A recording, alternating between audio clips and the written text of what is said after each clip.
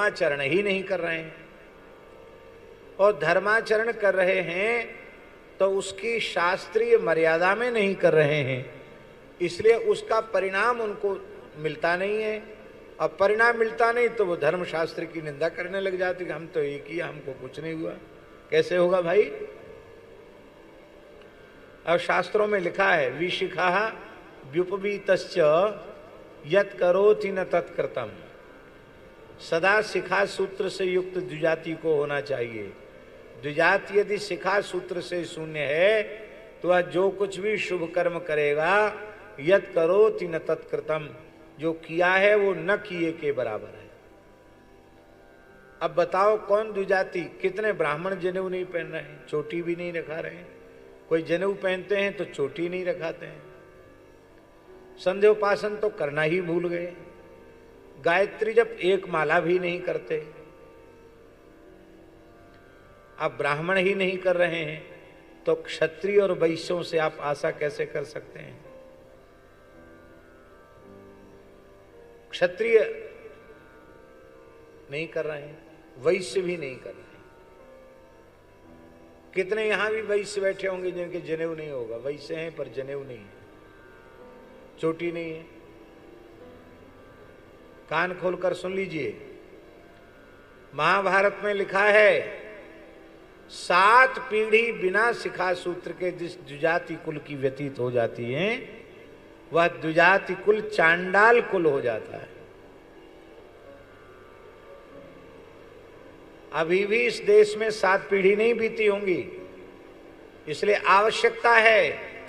भगवान ने यज्ञोपवीत धारण करने वाले वर्ण में आपको जन्म दिया है तो चोटी तो हिंदू मात्र को रखनी चाहिए, पर जनेऊ ब्राह्मण क्षत्रिय वैश्य इन 3 वर्णों में उत्पन्न लोगों को समय से यज्ञोपवीत संस्कार कराना चाहिए और अत्यंत श्रद्धा पूर्वक यज्ञोपवीत धारण करना चाहिए।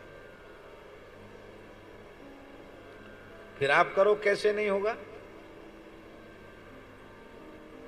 अवश्य होगा।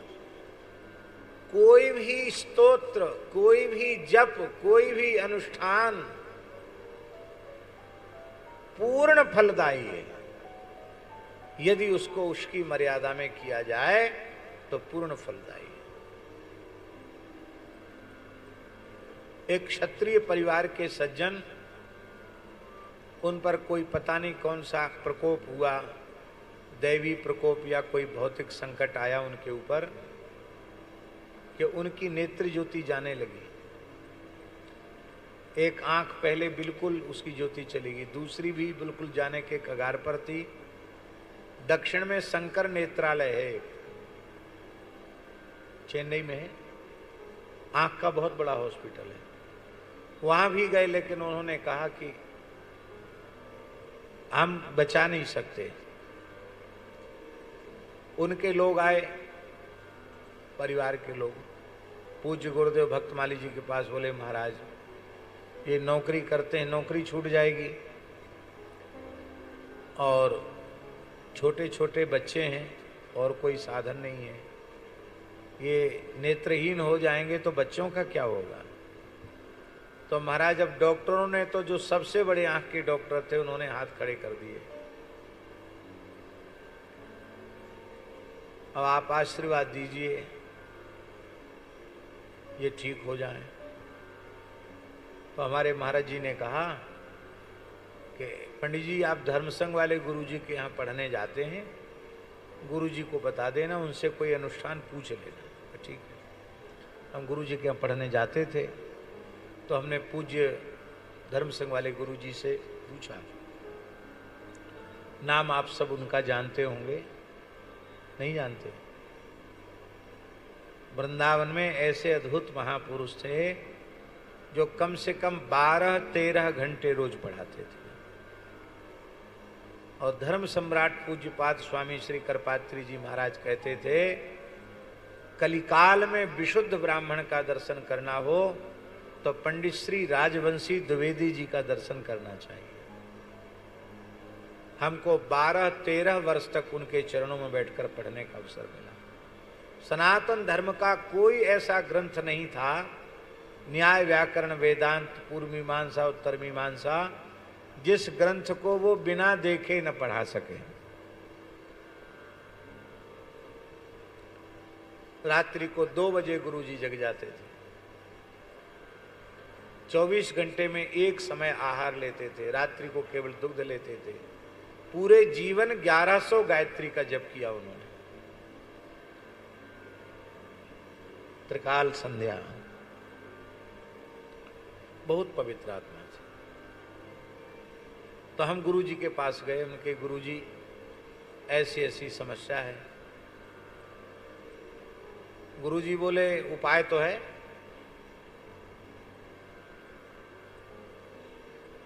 लेकिन वह तब होगा जब आप करोगे,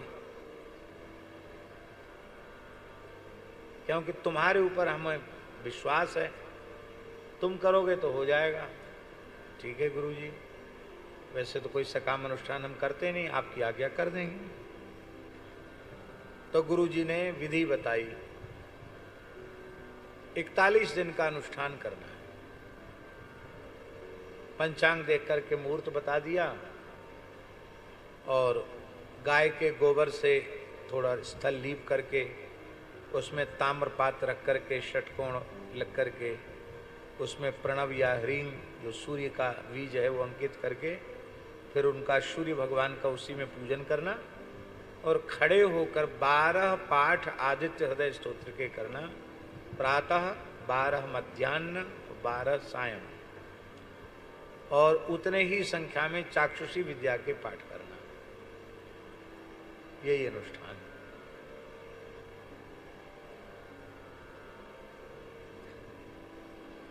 तो हमने किया। आप आश्चर्य मानेंगे कि जिस आंख में बिल्कुल ज्योति चली गई थी उस आंख में भी नृत्य ज्योति आ गई, जिसको डॉक्टर कहते थे भाग नहीं सकती है, और जो बिल्कुल नष्ट होने के कगार पर थी, फुली आ गई थी, वो अपने आप धीरे धीरे ठीक हो गई। अभी भी वह व्यक्ति स्वस्थ और प्रसन्न चित्त विराजमान है अपने परिवार में। अब तो रिटायर्ड हो गए लेकिन अभी हैं।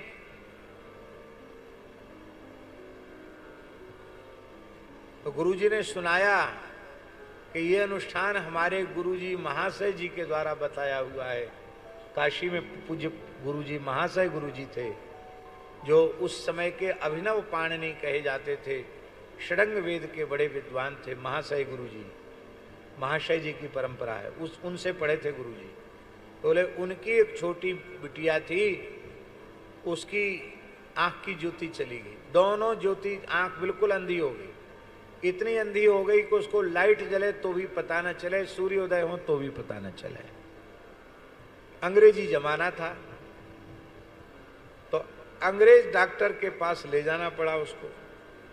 यद्यपि महाशय जी बहुत शौचाचार वाले थे, मिलेच्छी की छाया न पड़े, इस प्रकार के थे वो, लेकिन बिटिया थी, उसको ले जाना पड़ा।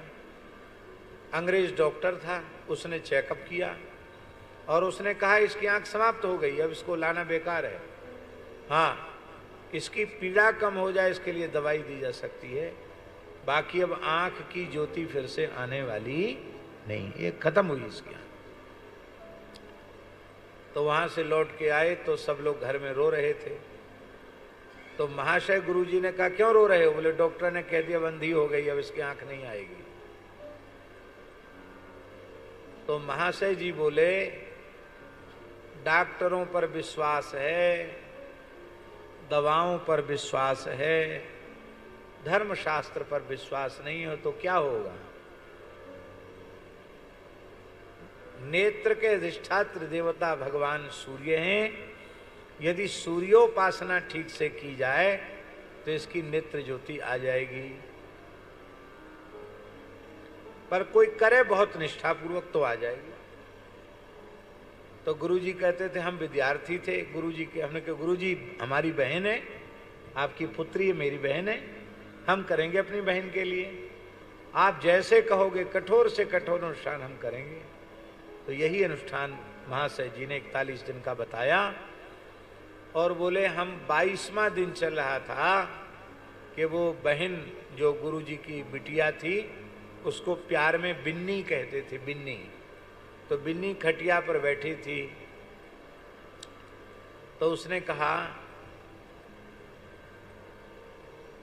गुरुजी से, धर्म संघ वाले गुरुजी से, भैया क्या सूर्योदय हो गया है? तो उनको लगा कि इसको तो पता ही नहीं चलता था कि सूर्योदय हुआ कि सूर्यास्त, इसको कैसे पता चला? तुमको दिख रहा है? बोले हाँ सूर्योदय हो गया, दिख रहा है। तो बोले ये क्या है? तो कहा आपका दाहिने हाथ का पंजा है। अच्छा ये क्या है? बोले अंगुष्ठ है। ये क्या है? बोले ये तर्जनी है। ये क्या? बोले मध्यमा है। ये क्या है? बोले अनामिका है। ये क्या है? कनिष्ठिका है। बढ़िया दिख रहा है इसको। तो गुरुजी से कहा, महाशय गुरुजी से, कि बिन्नी को तो दिखने लग गया। बोले किसी के सामने इसका प्रकाश मत करना, 41 दिन पूर्ण होने दो। और 41 दिन जब अनुष्ठान पूरा हुआ, बोले अब उस डॉक्टर को दिखा के लाओ जिसने कह दिया था कि अब आंख ज्योति आ ही नहीं सकती, उस डॉक्टर को दिखा के लाओ। तो डॉक्टर देखते ही चिल्ला पड़ा, अरे इसको क्यों लाए हो? इसकी आंख तो अब ज्योति आएगी नहीं। बोले इसको पढ़वा के देख लो, सब पढ़ती है ये। उसको आश्चर्य हुआ डॉक्टर को। जर्मन का डॉक्टर था, वो बड़ा डॉक्टर था। उस डॉक्टर ने कहा कि ये कैसे हो गया, आश्चर्य है, क्या खिलाया, कौन सी दवाई दिया? बोले कोई दवाई नहीं दिया, हमारे गुरुजी ने अनुष्ठान बताया, उसके प्रभाव से ये हुआ। तो उसने कहा कि दंडोत प्रणाम महाराज जी। बोले गुरुजी को का दर्शन हम कर सकते हैं क्या?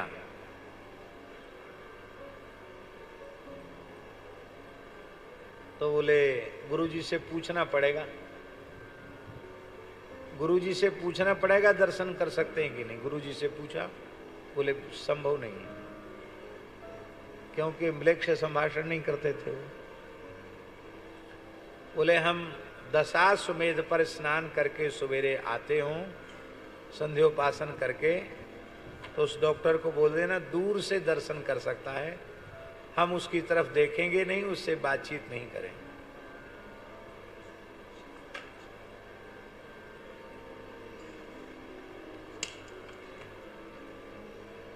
हम उससे बातचीत नहीं करेंगे।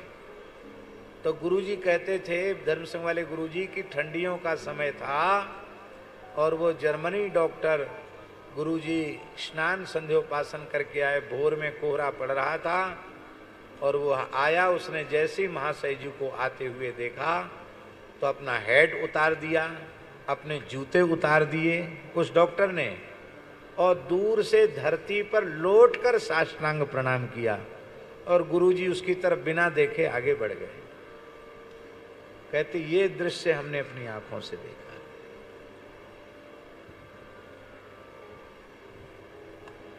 उस समय रामानुज संप्रदाय के एक बहुत बड़े विद्वान थे श्री देवनायकाचार्य जी, जो पूज्य धर्म सम्राट स्वामी करपात्री जी के दक्षिण बाहु माने जाते थे। वो महाशय जी के ही शिष्य थे, उन्हीं से पढ़े थे।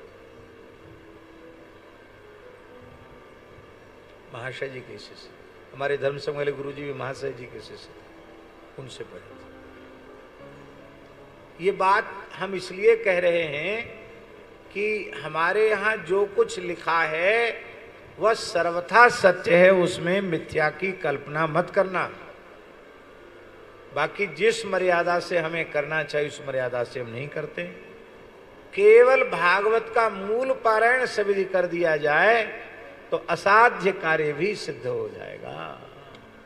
और ऐसे अनेकों चमत्कार